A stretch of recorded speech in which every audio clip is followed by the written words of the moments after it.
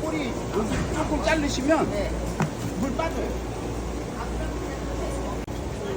Còn sống nữa. Còn bò còn sống. Trời ơi.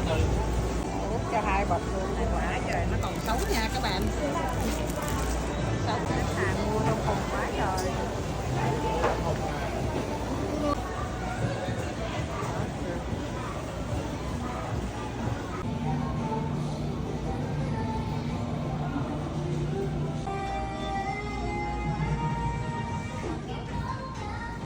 Trời, đi chợ mua gì mà cái gì thấy cũng bọt ở trong xe hết nè các bạn.